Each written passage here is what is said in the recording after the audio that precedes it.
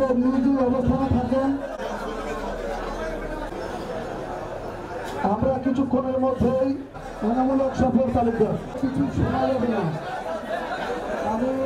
এখানে অনেক বক্তব্য এসেছে যে গত 15 বছর যারা মামলা হামলা নির্যাতন নিপীড়নের শিকার হয়েছে, এই যে গরিপুরে আমাদের ইউনিয়ন ছাত্র দলের সেক্রেটারি সাইফুল, তাকে গুম করা হয়েছে, দিনের বেলা গুম করা হয়েছে।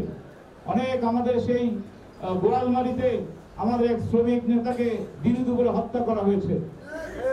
এগুলোকে সহ্য করে আমাদের নেতা কর্মীরা মাঠে ছিল, রাজপথে ছিল এবং প্রত্যেকটি হাসিনা বিরোধী গণ আন্দোলনের প্রত্যেকটি সভা সমাবেশ আমরা সফল করেছি। হয়তো অনেকে বড় পরিসরে করতে পারে নাই, কারণ ওই ছাত্রলীগ যুবলীগের গুন্ডা বাহিনী অস্ত্র শস্ত্র নিয়ে সন্ত্রাসী কায়দায় আমাদের উপর আঘাত করেছে। আগে একটা সমাবেশ সভা করতে গেলেই পুলিশের অনুমতির প্রয়োজন হতো। সংবিধানে সভা সমাবেশ করার সাংবিধানিক অধিকার দিয়েছে জনগণকে। কেন আমাকে পুলিশের পারমিশন নিতে হবে? কেন আমাকে প্রশাসনের পারমিশন নিতে হবে? কেন একটা সমাবেশ করার সময় ছাত্রলীগ যুবলীগের গুন্ডা লীগের তাদের আতঙ্ক কেন আমাদের মধ্যে বিরাজমান থাকবে? 5ই আগস্ট আপনারা জানেন যে 4 আগস্ট 5 আগস্টে আমাদের দাউদকান্দিতে শহীদনগর ইলেটগঞ্জে গণ আন্দোলন হয়েছে। সেখানে আমাদের 2 জন সন্তান শহীদ হয়েছে, এই 3 জন শহীদ হয়েছে এই যে ছাত্রলীগ যুবলীগ গুন্ডা লীগের গলিতে। আপনাদের সকলের আন্দোলনে মহান আল্লাহর অশেষ রহমতে 5ই আগস্ট ছাত্র জনতার গণ অভ্যুত্থানে এই ফেসিবাদী খুনি হাসিনার পতন হয়েছে, পালিয়ে গিয়েছে। পতন হয়েছিল 90 সালে এরশাদের, সে পালায় নাই, কারাগারে ছিল বলে আজ পর্যন্ত জাতীয় পার্টি বাংলাদেশে আছে বলে মানুষ জানে। কিন্তু হাসিনা যেভাবে 5 তারিখ তার বোনকে নিয়ে পালিয়ে গিয়েছে, আগামী দিনে আওয়ামী লীগ বলতে বাংলাদেশে দল থাকবে কিনা মানুষের সন্দেহ। কয়েকদিন আগে দেখলাম শেখ হাসিনা একটা ভিডিও কলে বলেছে চুপ করে ঢুকে যাবে, চট করে ঢুকে যাবে। এমন একটা ভাব দেখালেন যে বোরখা পরে মনে হয় কোনো বর্ডারের কোনো কাঁটাতারের চিপায় শুয়ে আছেন, চট করে ঢুকে যাবে। অথচ ইতিমধ্যে তিনি ভারতে একজন অবৈধ ব্যক্তি। তিনি যে লাল পাসপোর্ট নিয়ে দাবি করেন তার লাল পাসপোর্ট আছে, এই পাসপোর্ট ইতিমধ্যে বাতিল হয়েছে, তার কাছে কোনো পাসপোর্ট নেই। জানেন কিনা? 45 দিন পর্যন্ত তাকে থাকার একটা সুযোগ দেওয়া হয়েছিল, সেই 45 দিনও অতিক্রান্ত হয়ে গেছে। অতএব তিনি যদি বাংলাদেশে ঢোকার চেষ্টা করেন তাহলে হবে অবৈধভাবে ভারত থেকে অনুপ্রবেশ করে তিনি বাংলাদেশে আসছেন। ইতিমধ্যে আন্তর্জাতিক অপরাধ ট্রাইব্যুনালে শেখ হাসিনার বিচারের জন্য মামলা দায়ের করা হয়েছে এবং আমি বলতে পারি যে শেখ হাসিনার বিচার, তার যে সর্বোচ্চ শাস্তি যদি হয়, ভবিষ্যতে এর জবাব দিতে দিতেই আওয়ামী লীগের কর্মীদের জীবন শেষ হয়ে যাবে। আজকে দেখেন আবার আওয়ামী লীগ চক্রান্ত ষড়যন্ত্র শুরু করেছে। আমরা সাধারণভাবে জীবনযাপন করছি, আমাদের পার্শ্ববর্তী এক ইউনিয়নে আওয়ামী লীগের কিছু লোকের ওই যে পূর্বের যে চরিত্র, একটু সন্ত্রাস নির্যাতন করবেন, আবার চিন্তা করেছিলেন। তারপর থেকে আমাদের আইন শৃঙ্খলা রক্ষাকারী বাহিনীর কিছু বৈধ আইন শৃঙ্খলা রক্ষাকারী বাহিনীর কিছু কর্মকাণ্ড করার পরে আজকে কোন আওয়ামী লীগ দাউদকান্দিতে নাই। তাই আজকে যারা আমাদের ভাইরা এখানে আছেন বলেছেন যে যারা 15 বছর 111 সহ 17 বছর যারা কষ্ট করলেন, যারা মামলা হামলা নির্যাতন নিপীড়ন জেল খাটলেন, তারা মূল্যায়িত হবেন কিনা? তো তারা মূল্যায়িত না হলে কে মূল্যায়িত হবে? আমি সেই 5 তারিখের পরে 6 তারিখে যেই বিজয় মিছিল করেছিলাম সেখান থেকে একটা কথা কিন্তু বলেছি, প্রতিদিনই বলে আজও বলবো যে গত 17 বছর যারা আওয়ামী লীগ করেছেন এবং গত 15 বছর যারা হালুয়া রুটি খেতে আওয়ামী লীগে গিয়েছেন, এই 2 গ্রুপের লোক বিএনপিতে কোনো জায়গা নাই। শুনতে পাই যে আমাদেরই অনেকে ফোন দিয়ে বলে যে আমাদের অনেক নেতা কর্মীরা কিছু আওয়ামী লীগের লোকজন নিয়ে ঘোরাফেরা করে। কারণটা কি জানি না, আমাদের নেতা কর্মীর অভাব আছে। আওয়ামী লীগকে তো 5ই আগস্ট জনগণ প্রত্যাখ্যান করেছে, তাদেরকে বিতাড়িত করেছে দেশ থেকে। এই সকল লোক নিয়ে আপনাদের ঘোরার কোন দরকার আছে? এই যে এখানে দেখছেন নেতা কর্মীরা, এই নেতা কর্মীরা আমি বিশ্বাস করি সবাই বিএনপি, তাই না? এরপরে আর নেতা কর্মী আওয়ামী লীগ থেকে নেওয়ার কোন প্রয়োজন আছে? তো কেন এদেরকে নিয়ে ঘোরেন? আমাদের দলের ভারপ্রাপ্ত চেয়ারম্যান, আগামী দিনের প্রধানমন্ত্রী দেশনায়ক তারেক রহমান পরিষ্কার বলেছেন, আমাদের নেতা কর্মীরা যদি আওয়ামী লীগের কারণে ঘোরাঘুরি করেন তাহলে তাদের বিরুদ্ধেও সাংগঠনিক ব্যবস্থা নেওয়া হবে।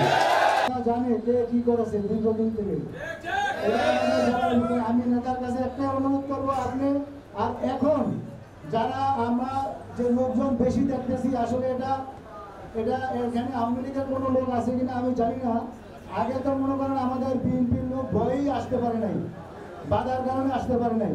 এখন আমরা সবাই উন্মুক্ত না, এই জন্য আমরা এখন যেখানেই মিটিং মিছিল করবো ইনশাল্লাহ লোকজন বেশি হবে। এটা নিয়ে কেউ দুশ্চিন্তা করার কোনো কারণ নাই। আর যদি আপনারা মনে করেন যে এখানে কোনো আওয়ামী লীগের কোনো লোক ঢুকেছে, তাইলে আমাদের কাছে বলবেন, আমরা এটার উপযুক্ত বিচার করবো ইনশাল্লাহ। আর ইতিমধ্যে আমাদের এই যে আমরা তো এখন ক্ষমতায় আছি, আমরা কিন্তু ক্ষমতায় নাই। আল্লাহর এক ঐশ্বরিক কারণে আমরা এখন আগের চেয়ে অনেক ভালো আছি। তখন অন্তর্বর্তীকালীন সরকার এখন আমাদেরকে একটু মূল্যায়ন করতেছে। আসলে কিন্তু আমাদের ক্ষমতাও নাই, আমাদের কিন্তু কোনো করারও নাই। এর মধ্যে সেদিন কারা এই ডক্টর খন্দকার মাহবুব সাহেবের সাদা ছিলেন, পরিপক্কভাবে সেদিন নিজের চোখে উনি দেখেছেন। ওনাকে বলার অপেক্ষা রাখে না, বলে দিতে হবে না যে আগামী দিনে এই বিএনপির রাজনীতিতে তাদেরকে উনি সম্মানিত করবেন, তাদেরকে উনি ওনার সাথে তার যথাযথ মর্যাদা দিবেন, এটা তাকে বলে দিতে হবে না। কারণ এই সবুজ যুদ্ধে প্রত্যক্ষভাবে নেতা ছিলেন ডক্টর মাহবুব হোসেন সাহেব। আমরা সেদিন এই তরুণ নেতৃবৃন্দ এখানে অনেক আলোচনা করেছেন, তারা সত্য কথাগুলো বলেছেন এবং তাদের সেই দিনের থেকে আরম্ভ করে আজ পর্যন্ত তাদের জীবনের অনেকটা অংশ এই ডক্টর মাহবুব হোসেন সাহেবের এই নেতৃত্বের পেছনে ব্যয় করেছেন। আগামী দিনে তারা মূল্যায়ন চায়, এটা তাদের অপরাধ নয়।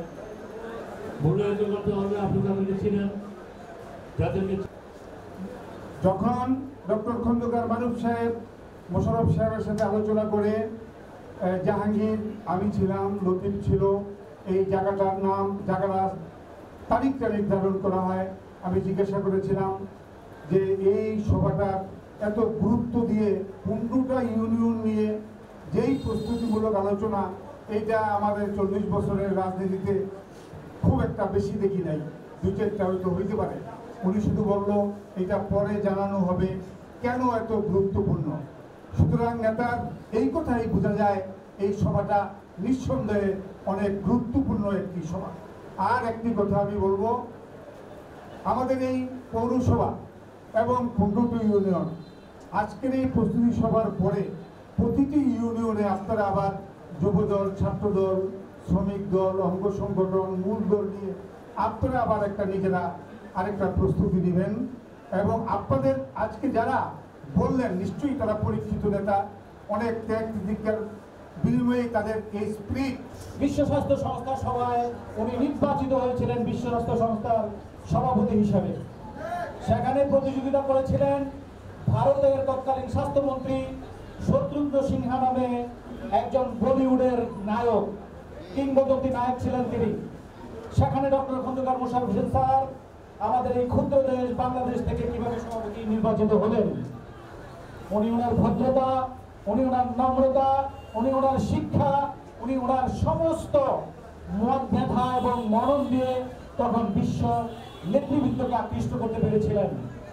ছাত্রদল, যুবদল, স্বেচ্ছাসেবক দল সহ অঙ্গ সংগঠনের যত নেতাকর্মী আছে সবাইকে আমি অনুরোধ করব খুব সুশৃঙ্খলভাবে বিভিন্ন ইউনিয়ন পর্যায় থেকে বিভিন্ন জায়গা থেকে আপনারা শান্তিপূর্ণ মিছিল নিয়ে আসবেন, যেন কোনো প্রতিবন্ধকতার সৃষ্টি না হয় সেদিকে আপনারা সুন্দরভাবে খেয়াল রাখবেন।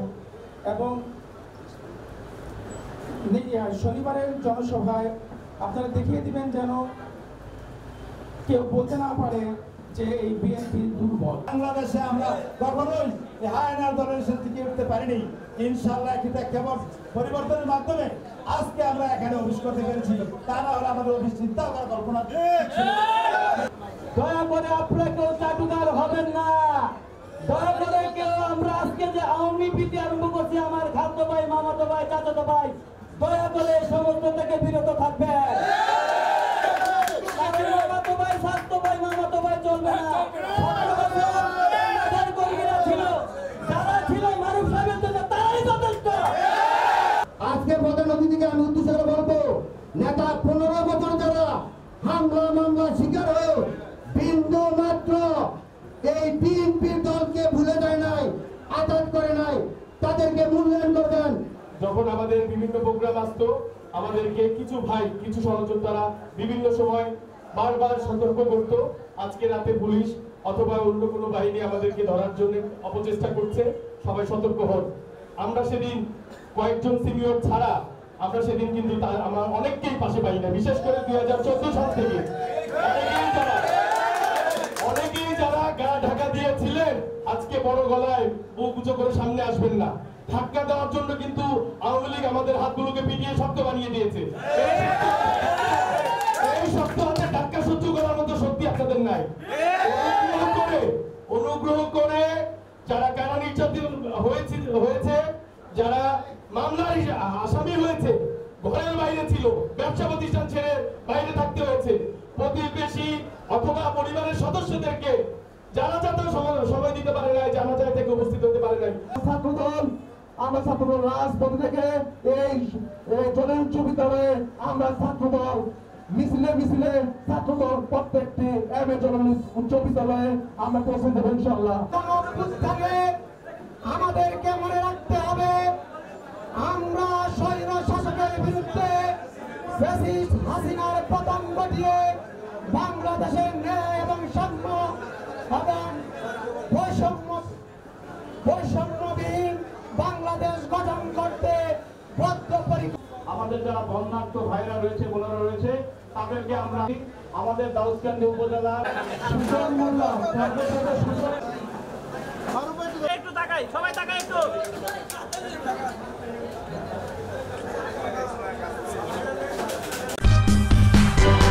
সূচনা community.tv বিনোদনের পাশাপাশি খবর।